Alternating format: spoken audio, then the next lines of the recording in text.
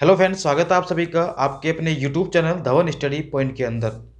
दोस्तों, जैसा कि आप सभी को पता है, आपका एसएससी सीजीएल 2019 का टायर 2 का रिजल्ट जो है वो फाइनली डिक्लेयर हो चुका है। और आपने जो है आपका जो लिस्ट थी उसमें नाम आपने देख लिया होगा कि आपका नाम जो है वो फर्स्ट लिस्ट में है, सेकंड लिस्ट में या थर्ड लिस्ट में है। और रिजल्ट देख के आप लोग थोड़ा सा चौंक भी गए होंगे कि इतनी हाई कट ऑफ आखिर क्यों गई है। तो कट ऑफ जाने के हाई कारण क्या है आप सभी को पता है। एक तो आपका शिफ्ट का वेरिएशन, क्योंकि पहले क्या होता था, हम 2018 की बात करते हैं तो उसके अंदर वेरिएशन इतना नहीं था, 10 से 15 नंबर का आपका वेरिएशन होता था आफ्टर नोवलाइजेशन। लेकिन इस बार जो है नोवलाइजेशन का फर्क देखिए आप लोग, 15 और 16 का पेपर देखिए और एक 18 का देखिए। तो कहीं ना कहीं ऐसा नहीं है कि यहाँ पर जो 15 है और 16 वाले सिर्फ उनको ही नुकसान हुआ है। मैं आपसे कहूँगा 19 जो उनका पेपर 18 तारीख को था उनको भी बहुत बड़ा नुकसान हुआ है। किनको हुआ है? जो बहुत ज़्यादा पढ़ने वाले थे या फिर इंटेलिजेंट स्टूडेंट थे उनको बहुत ज़्यादा नुकसान हुआ है, क्योंकि उसके अंदर गधे और घोड़े बराबर कर दिए। ठीक है, मेरा मतलब ये है कि 18 के अंदर क्या हुआ, जिसकी तैयारी बिल्कुल कम थी या एवरेज थी वो भी उतने मार्क्स गेन कर रहा है, और जिसकी तैयारी जो है काफ़ी अच्छी थी वो 16 और 15 वाले में भी अच्छे नंबर गेन कर सकता था। लेकिन क्या हुआ, इजी पेपर के कारण वो उतना ही कर सकता है। ठीक है, तो फिर क्या है, उसमें नुकसान भी होता है सिर्फ पढ़ने वालों को। तो एक बार मैं जो है आपको पूरा पूरा जो है डेटा एक बार दिखा देता हूँ कि कितनी कट ऑफ बढ़ रही है और आगे कितनी कट ऑफ बढ़ सकती है। इस वीडियो में हम बात करेंगे। तो वीडियो को शुरू करने से पहले मैं आप सभी से रिक्वेस्ट करूंगा, अभी तक आपने चैनल को सब्सक्राइब नहीं किया है तो सब्सक्राइब जरूर कर ले, क्योंकि आपको यहाँ पर पल पल की अपडेट भी आपको मिलती है।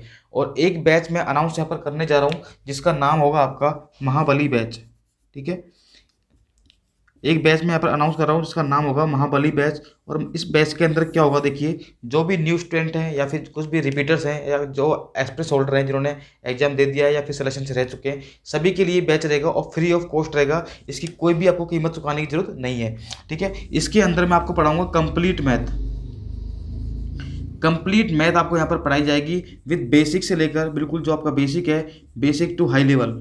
ठीक है, अगर आपने कभी मैथ नहीं देखी है, ऐसे स्टूडेंट उनके लिए भी फायदेमंद है। और जो अभी तैयारी कर रहे हैं जिनका सिलेक्शन रुक चुका है अभी, ठीक है, टायर 2 में रह गए या मेंस में रह गए, कैसे भी रह गए या प्री में रह गए, तो सभी के लिए ये बैच फ्री है। ठीक है, तो आप लोग इस बैच को जरूर ज्वाइन करना। और यूट्यूब पर ये बैच स्टार्ट होगा आपका, यूट्यूब पर इसमें डेली क्लास होंगी और ये बैच मैं जल्दी स्टार्ट करने वाला हूँ।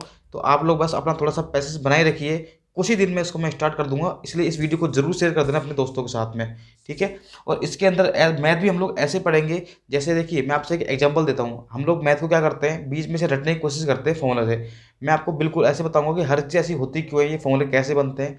जैसे अगर मैं एग्जांपल देता हूँ, अगर आपने कोई मूवी देखी थी, ठीक है, कोई मूवी देखी आपने, अगर आपने 10 साल पहले मूवी देखी थी, आज भी उसके नाम आपको याद रहते हैं। जैसे हम बात करते हैं गदर मूवी, तो आपको पता रहता है कि गदर के अंदर सनी देओल का नाम क्या था, क्योंकि हमने उस मूवी को एक स्टोरी के रूप में देखा है, बिल्कुल जीरो से, यानी कि स्टार्टिंग से लेकर लास्ट तक देखा है। तो हम मैथ के अंदर भी हम लोग वही करेंगे।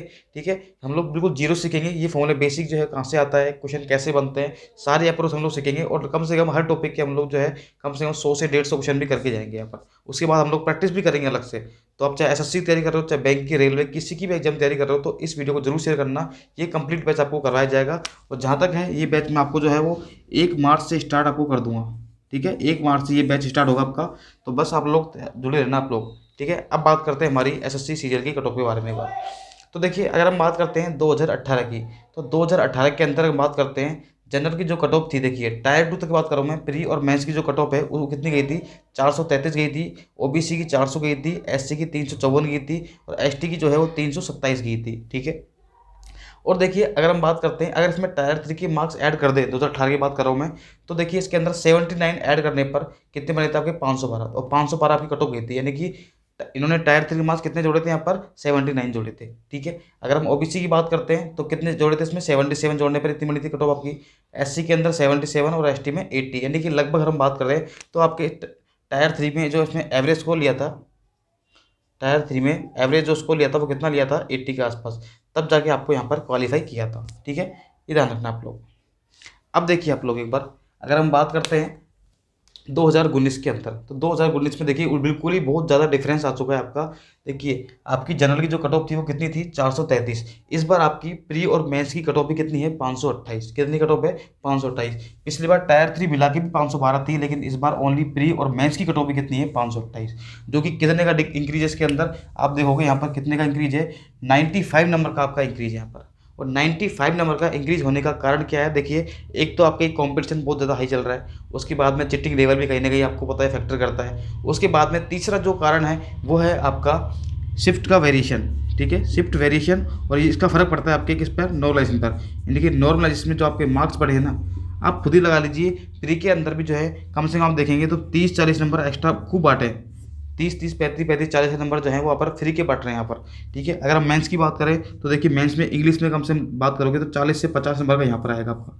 तो कुल मिला के देखिए आप लोग 70 से 90, तो 70 से 90 का डिफरेंस जो आपका आया है ना, ये 90 नंबर का, वो कहीं ना कहीं आपका यहीं से क्रिएट हुआ है, ठीक है। और तीसरा रीजन क्या था, हमारी एक तो वैकेंसी क्या है, कम है, वैकेंसी का फ़र्क है आपका, ठीक है, वैकेंसी क्या है हमारी, कम है। तो ये सारे के सारे फैक्टर यहाँ पर आपके काम यहाँ पर करेंगे, ठीक है।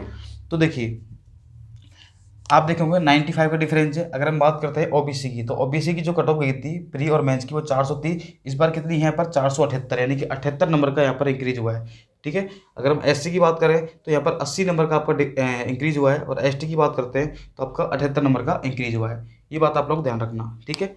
और हम लोग अगर चेक करते, देखिए मैंने आपसे कहा था कि पिछली बार क्या हुआ था कि जो टायर 3 की जो कट ऑफ निकाली गई थी उसमें कितना डिफरेंस था, 79, यानी कि एवरेज मार्क्स जो है आपके लगभग कितने लिए गए थे, 80 के आसपास लिए गए थे, ठीक है। हम तो, और लेकिन पिछली बार जो है आपके जो स्टूडेंट पास किए थे वो 50,000 के आसपास थे, इस बार 43,000 के आसपास किए गए। तो फिर अगर हम टायर 3 की मार्क्स अगर हम लोग 70 भी लेते हैं एवरेज, ठीक है, इस बार आप लोग एवरेज मार्क्स जो है टायर 3 के कितने लेते हैं, 70 भी लेते हैं, तो भी देखिए हमारी कट ऑफ जो है वो काफ़ी अच्छी पहुंच जाएगी यहाँ पर। जनरल की कट ऑफ जो है 580, ये हम लोग कह सकते हैं 585 के आसपास तो इस बार रहेगी रहेगी, किसके लिए, टायर 3 के लिए। और अब आप खुद ही अंदाजा लगा लेना कि फाइनल कट ऑफ कितनी रहने वाली है, यानी कि अराउंड आपके 600 के आसपास आपकी कट ऑफ जो है वो चली जाएगी डेफिनेटली। और ऐसा क्यों हुआ है, देखिए आप ये मत बोला करो कि सर का प्रेडिक्शन गलत है, या प्रेडिक्शन था वो और गलत हो सकता है, इसमें कोई भी वो नहीं है, ठीक है। कोई भी टीचर हो, आप आपको खुद को पता है कि कंपटीशन के अंदर अगर हम बात करते हैं नॉलेशन, क्योंकि हमें नहीं पता कि नॉलेज में कितने मार्क्स बढ़ने वाले हैं, कितने कम होने वाले हैं, तो ये डिपेंड करता है आफ्टर नॉलेशन पर। तो आपके मार्क्स ज़्यादा बढ़े तो डेफिनेटली कट ऑफ भी क्या होगी, आपकी ज़्यादा इंक्रीज होगी। वो आपको पता कब लगेगा कि आपके कितने मार्क्स बढ़े, वो पता लगेगा आपको जब आपके मार्क्स आएंगे, ठीक है। तो हमें कोशिश करनी है कि हमारे जो मार्क्स है वो जल्दी जल्दी आ जाए। इसके लिए हम लोग एक ट्विटर कॉम्प भी चलाएंगे, अगर कोई चलाता है तो हम साथ में जरूर देंगे उसका, ठीक है। देखिए अब, तो अगर हम बात करते हैं ओबीसी की, देखिए 478 है, और हम इसमें अगर हम लोग एवरेज मार्क्स जोड़ते हैं, ठीक है, एवरेज मार्क्स अगर हम जोड़ते हैं इसके अंदर कितने, आप लोग एक काम करो, 70 के आस 70 से कम जोड़ते आप लोग तो भी कम से कम 540 तो जाएगी जाएगी आपकी, ठीक है। अगर एक कम से कम भी जोड़ते हैं, 60 के आसपास जोड़ते हैं हम, तो भी इतनी कट ऑफ जाएगी। वैसे 434 है, और 490 के आसपास आपकी एससी की जाएगी इस बार। और एसटी की बात करते हैं तो 470 के आसपास। ये जो है आपकी टायर 3 के लिए कट ऑफ निकलेगी, ये फाइनल कट ऑफ नहीं है, ठीक है। फाइनल जो कट ऑफ है आपकी वो अलग रहेगी आपकी, उसके बारे में हम लोग एक बार बाद में डिस्कस करेंगे एक बार, कि पहले आपको पता लग जाएगा कि कितने मार्क्स आपके आ रहे हैं। तो कमेंट में आप लोग जरूर बताना कि आपके कितने कितने मार्क्स आपके हिसाब से बढ़ रहे हैं, ठीक है। भाई आपके कितने मार्क्स आप कट ऑफ के आसपास थे, फिर भी आप लोग कट ऑफ क्लियर कर रहे हो, या फिर किसी कट ऑफ के आसपास थे जिनके ऊपर 18 तारीख को था, उनके कट ऑफ ही क्लियर नहीं हुई, तो सारे आप लोग एक बार मुझे डिस्कस जरूर करना कमेंट के अंदर, फिर हम लोग उसके बारे में बात करेंगे, ठीक है। तो ये डेटा था, तो मैं आपको फिर कह रहा हूँ कि जो कट ऑफ जो बढ़ने के कारण है वो क्या है, आपका नॉलेशन। और देखिए एसएससी का ये सबसे बड़ी पागलबंदी है, इतना भ्रष्टाचार हो चुका है इसके अंदर, इतनी निकृष्ट सरकार हो चुकी है हमारी। तो आप खुद देख सकते हो कि मेंस का पेपर जो होता है हमारा, ठीक है, सीजल मेंस का जो पेपर होता है, समथिंग समथिंग कितने बच्चे बैठते हैं इसके अंदर, बताइए। एक लाख, एक सवा लाख के आसपास बैठते हैं, या 1.5 लाख मान लो, ज़्यादा सब बैठते हैं, ठीक है। अगर हम मानते हैं सवा लाख ही मानते हैं, आप लोग मान लिए, तो क्या सवा लाख स्टूडेंट का एग्जाम जो है क्या वो एक दिन में नहीं करवाया जा सकता, क्या बिल्कुल करवाया जा सकता है, लेकिन ये लोग करवाते ही नहीं है। क्योंकि कम से कम चलो प्री के अंदर तो वेरिएशन आ गया, क्योंकि काफ़ी स्टूडेंट रहते हैं, 25-30 लाख स्टूडेंट होते हैं, तो उसमें तो मानते हैं कि चलो आपको एक साथ एग्जाम नहीं करवाया जाता। लेकिन मेंस में तो आपके मात्र सवा लाख स्टूडेंट होते हैं, और डेफिनेटली आपका एग्जाम जो है वो एक दिन में करवाया जाता है। और इसका एग्जाम्पल देख लीजिए आप लोग रेलवे का, टीसीएस का देख लीजिए, टीसीएस करवाता है, ऐसी बात नहीं है, आप लोग खुद देख लीजिए आप लोग, ठीक है। तो बस आपको ये ध्यान रखना है कि आपको एक ट्विटर पे जो है कॉमेंट चलाएंगे, अगर सारे टीचर चलाते हैं तो मैं इसमें जरूर साथ दूंगा, और आपको भी साथ देना है इसके अंदर, कि एक तो टायर 3 के चल जल्दी आए, और अगली बार जब भी एग्जाम हो तो कम से कम जो है ना, ये पेपर जो है ना मेंस का, वो एक साथ हो। अगर आपको कट ऑफ कम करनी है ना, अगर ऐसे ही कट ऑफ बढ़ती रही तो वो दिन जब दूर नहीं कि आपकी जो कट ऑफ है वो 600 में से 600 जाएगी, किसकी, टायर 2 तक, ठीक है। और 700 में से 700 जाएगी फाइनल कट ऑफ, ऐसा होगा। और कोई इसमें कोई बड़ी बात नहीं है, कोई आश्चर्य वाली बात नहीं है। और आप लोग इसी बार कट ऑफ देखोगे तो कट ऑफ इस बार भी बहुत हाई जाएगी कट ऑफ इस बार, ठीक है। तो इसको कट ऑफ को कब रोका जा सकता है, कि हमारा जो मेंस का पेपर है ना, कम से कम पेपर हमारा एक दिन हो, तभी हम इस कट ऑफ को रोक सकते हैं। और ये नॉलेज से हमारा लफड़ा है ना, ये कम से कम मेंस में मत करो।